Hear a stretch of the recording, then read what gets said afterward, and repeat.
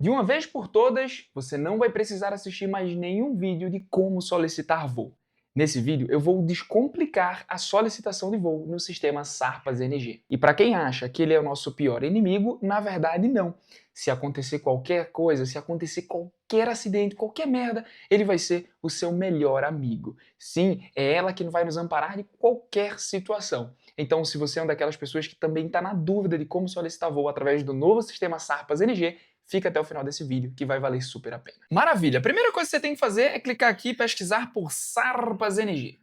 Abrindo o primeiro site, vocês vão fazer aqui a conta de vocês através da conta Gov, tá? Então é bem tranquilo, a minha aqui já está aberta, é bem de boa. Aqui para explicar um pouco desse painel, dessa interface inicial do sistema SARPAS-NG, aqui na aba de início, você vai ver o início geral.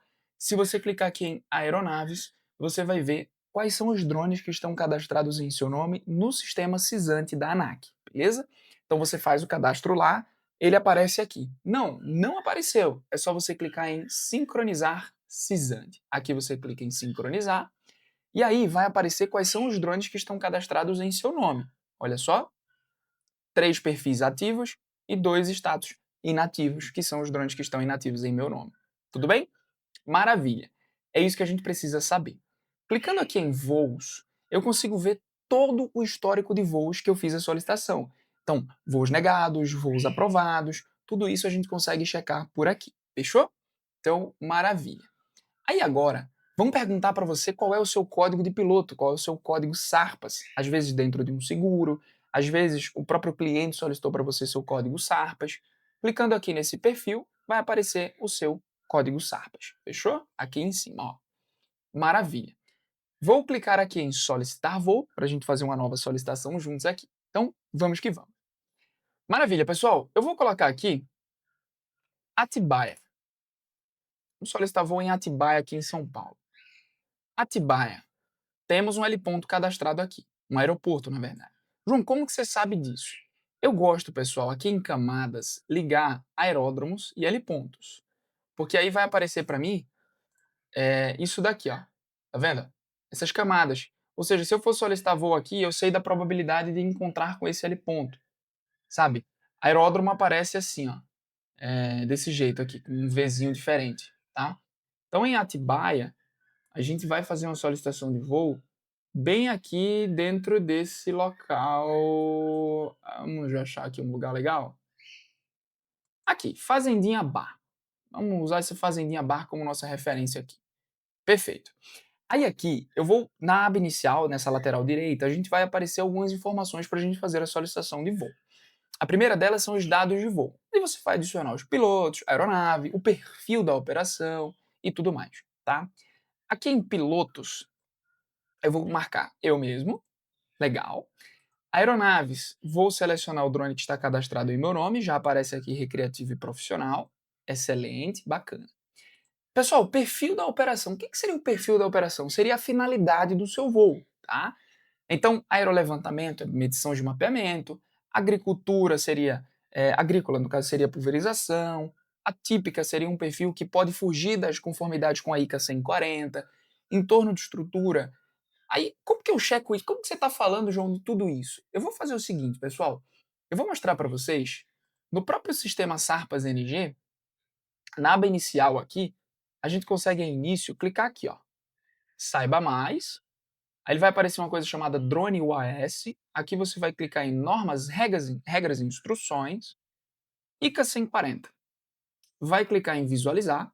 ICA 140 é uma legislação que fala do uso das aeronaves não tripuladas, que são os drones, e o seu acesso ao espaço aéreo. Aqui na página 7, a gente consegue checar quais são os perfis de operação. Então, por exemplo, perfil de entorno de estrutura. Operação realizada em torno de qualquer estrutura, um prédio, que seja artificial ou natural, limitada verticalmente a 5 metros acima da altura da estrutura ou do obstáculo, afastada horizontalmente até 30 metros. Então, quando você tem uma aprovação de voo negada com perfil em torno de estrutura, é porque você está colocando 50 metros de raio, quando na verdade só poderia ser até 30. Deu para entender?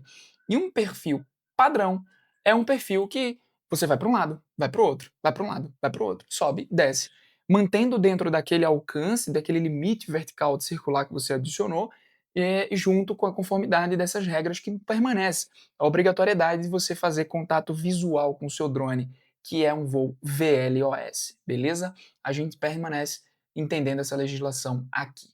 Então, massa. Vamos voltar para cá para o sistema. No perfil da operação, vou colocar um voo padrão, tipo de voo VLOS, que é o voo Visual Line of Sight, ou seja, mantendo o drone na minha linha de visada. Nome da operação, voo teste YouTube. É obrigatório colocar o nome, tá? Mas não é obrigatório colocar uma observação, então fica tranquilo quanto a isso. Aqui eu vou clicar em próximo. Já ficou verde aqui os dados, então vamos para o local. Aqui em local, eu preciso definir com o botão direito do mouse o ponto. No caso seria o fazendinha bar. Seria bem nesse ponto aqui, tá? Vamos fazer, acho que será que mais perto do L ponto vai ficar melhor, né, pra gente fazer? Tá, vamos fazer aqui, ó. Existe uma certa probabilidade de bater essa interseção aqui. Vamos lá. Formato circular, vou colocar um raio de 350 metros. Suficiente para a gente gravar uma casa, gravar um barzinho, tudo mais. Vai. 350 metros, eu não preciso ir tão longe. Aqui você só precisa colocar isso, tá? O formato e o raio. Você poderia eventualmente criar um polígono. No caso seria assim, ó. Seria você adicionando um polígono e criando uma zona exatamente no perímetro do voo. Tipo, aqui, ó. Aí você vai ajustando assim. Entende? Mas nesse caso é utilizado mais o circular mesmo. Clica com o botão direito, coloca o raio de 350 metros. Só faz isso, pode clicar aqui em próximo. Aqui você vai definir referência do centro. A decolagem seria do centro mesmo dessa marcação. Eventualmente poderia ser em qualquer outro local. Aqui você não precisa mexer em mais nada, somente clicar em referência do centro e clica em próximo. Já ficou verdinho, tá tudo certo. E o legal desse sistema é que ele vai falando pra gente a probabilidade de ser ou não aprovado o nosso voo. Olha só, resultado provável, sim, através de uma aprovação automática. Perfeito. Aqui em altura, eu vou colocar 80 metros.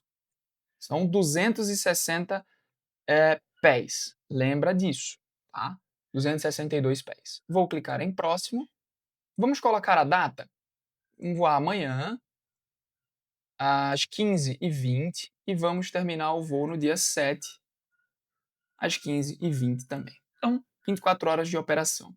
O que é interessante é que, se eu for fazer, por exemplo, uma operação contínua, isso significa que eu vou voar dentro daquela faixa de horário, tipo 24 horas. Mas o que é legal que esse novo sistema trouxe é uma progressão. Se eu clico aqui em dias e horários específicos, tá vendo? E clico em próximo, abre uma outra coisa que se chama períodos. Aqui em períodos você vai definir os dias e horários. Exemplo, meu voo acontece de segunda a sexta, das 8 às 18. Peraí, você não vai voar esse tempo todo. Então você vai colocar aqui de fato o horário que seu voo acontece.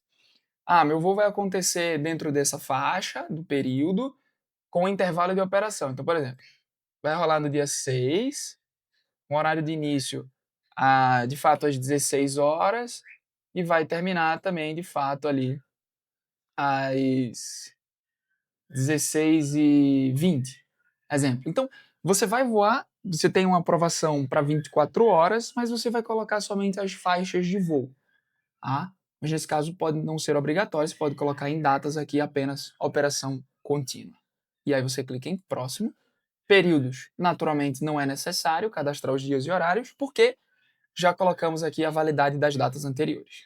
Só clicar aqui em próximo. Aqui em documentos, caso precise adicionar algum documento do tipo um termo de acordo operacional, às vezes você se comunicar com a torre de comando do L ponto, o L ponto saber que você está voando ali. Então, esse acordo operacional a gente consegue abrir um modelo. Eu tenho aqui um modelo já instalado no meu computador, que é bem legal, olha só. Termo de coordenação para operação UAS. O próprio sistema ele vai te avisar quando isso vai ser obrigatório. Então, são os dados que você precisa preencher do piloto, da aeronave, do L ponto, responder algumas perguntas, e aí o local e a data, o operador, que sou eu que assino, e o administrador do aeródromo ou do L ponto nesse caso. Fechou? Mas nesse caso aqui, talvez não seja obrigatório, vamos entender. Beleza. Aparentemente está tudo certo, não vou mandar o documento, vou clicar em próximo. Vamos esperar uma análise preliminar. Opa! Não aceito, pessoal. Ele deu uma interseção aqui com este aeródromo, que é o aeroporto de Atibaia. Vamos lá. Antecedência insuficiente. Primeira coisa, se eu quero fazer voo dentro dessa altura de 80 metros, eu preciso fazer com 4 dias de antecedência mínimo. Então eu não consigo voar amanhã. Aí você vai ter que mudar a data, avisar o seu cliente que você vai ter que marcar 4 dias lá na frente. Então, maravilha. Aí aqui o que a gente consegue entender? Vamos ver. FRZ, ZEA. ZEA. O que é ZEA e o que é um FRZ? Já te explico sobre isso. Vamos lá, existem outros parâmetros importantes da gente fazer. Se de fato você só tem aquela data para fazer o voo, se de fato você não tem outra faixa de horário, você realmente tem que fazer voo amanhã, o que a gente vai conseguir fazer aqui? Vamos lá. Se você quer de fato fazer voo aqui, o próprio órgão já passou. Termo de coordenação obrigatório, que foi aquele PDFzinho que eu te mostrei lá. Então aqui mesmo você já consegue baixar o modelo do termo, mandar em anexo. Onde? Aqui em Docs você consegue mandar o anexo do termo de coordenação preenchido por esse aeródromo. Mas você acha que um L ponto vai responder você? Não vai. Difícil, né? Bem difícil. Mas tudo bem, existem outras soluções aqui pra gente. Ele pode dar uma interseção com o aeródromo ZAD ou Zé. O que seria isso? Aqui na página 11 da ICA 140, ele fala que uma FRZ é uma zona de restrição de voo. Ponto. E ele está dando uma FRZ. É isso aqui. Ó, FRZ ZEA. Vamos entender o que é ZEA. Vamos lá. FRZ, ok. Opa! ZEA e ZAD. ZAD seria na linha da pista de pousos e decolagens. Aqui, ó. Tá vendo? Na linha da pista de pouso e decolagens. O ZEA seria nas laterais da pista. Então vamos entender. Aqui seria um ZAD, ó, aqui. Então, se eu solicitasse voo para voar aqui, por exemplo, seria um ZAD, e aqui seria um ZEA. O que muda de fato eu saber disso? Significa que as restrições de altura para as zonas ZEA são menores do que para as zonas ZAD, entende? Então a gente consegue checar isso dentro desse mapinha aqui do lado, por exemplo, aqui, ó. Tá vendo? ZEA e ZAD. Vamos lá. Aqui ele mostra o setor. Estamos dentro da zona ZEA, então você só precisa olhar essa tabela de cima e entender qual o setor que você está. Fazendo o voo, pessoal, numa altura de 80 metros, estamos a 262 AGL. ICA 140, estamos dentro do setor C, tá? Que seria entre 200 e 300 mais ou menos pés. Perfeito. Ok, você já entendeu que você está dentro do setor ZEA C, 200 pés. E aí, qual é o perfil da nossa operação? Perfil padrão. ICA 140. Ele divide entre duas situações aqui, pessoal. Perfil padrão, aqui, ó, número 1. Perfil padrão. Então ele fala que se eu estou na zona ZEA, setor C, 200 pés, eu preciso estar a pelo menos 2.350 metros distante deste aeródromo para fazer voo ali. Aí você vai falar o seguinte, mas como que eu sei da minha distância? Você vai mostrar aqui no sistema DASA, vai clicar aqui na trena, vai mudar de namômetros para metros, vai clicar no meio do L ponto, vai puxar uma marcação e você sabe que você está em 1.398 metros de distância. Então é o seguinte, para fazer voo nessa altura, eu preciso estar pelo menos 2.400 metros. Teoricamente seria tipo aqui, ó. Mas a marcação do seu cliente é ali para você voar. Daí o que você faz? Vamos entender. Estamos distante do nosso L ponto 1.300 metros, vai. Então vamos lá. Para voar dentro do setor B, eu preciso estar a pelo menos 1.740 metros de distância, mínimo. E aí o que acontece? 1.740 metros a 100 pés, ou seja, seria no caso 60 metros de altura, cerca de 30 metros de altura, 100 pés. E aí não vai dar. Não vai dar para você fazer voo aqui. O que você vai fazer? Nesse caso, no entorno de estrutura, perceba que eu posso estar mais próximo. Aqui, ó. Na operação em torno de estrutura, manter-se afastado no mínimo 500 metros, que é esse aqui, número 4 ou número 2. 1.740, se eu vou voar em 80 metros de altura, que seria 262 pés. 1.740. Então, o que você vai fazer? Vai fazer mais uma vez a medição, 1.377. Opa, eu posso voar dentro do setor B a 100 pés, porque eu posso fazer um voo em torno de estrutura. Então, o que é que você vai fazer? Você vem aqui no local, referência. Primeira coisa que você vai fazer é colocar um entorno de estrutura, 30 metros. Por que 30, João? Porque aqui na página 7, ele fala pra gente que, caso fôssemos fazer voo em torno de estrutura, manter-se afastado horizontalmente até 30 metros. Beleza. Muda para 30 metros. O tipo do voo você vai colocar em torno de estrutura, então já mudou aqui. Tá? Beleza, em torno de estrutura. Ok. Formato circular, ok. Referência decolar do centro. Altura, 80. Não pode ser 80. Porque 80, 262 pés, já exige para mim o quê? Pelo menos 1.740 metros. E eu não tenho 1.740, eu só tenho 1.300. Então, 1.300 metros, eu posso fazer voo até 100 pés. Então, se eu colocar aqui 100 pés, altura de 30 metros. Então, no caso, seria fazer 30-30, tipo 30 de altura e 30 de horizonte. Clico em próximo, faixa de horário pode ser a mesma, período, ok, ok, análise preliminar, não aceito, revise o tipo de voo. Tipo de operação não reconhecido, solicitação de voo negada. No caso, seria o tipo de operação em torno de estrutura. Ele não está reconhecendo que aqui tem alguma estrutura para a gente fazer nosso voo. Se eu colocar para padrão e manter a mesma coisa, no caso 30-30, análise preliminar, agora já está liberado para mim. Entende? Eu poderia aumentar um pouco mais aqui, inclusive o raio, para 50 metros, eventualmente.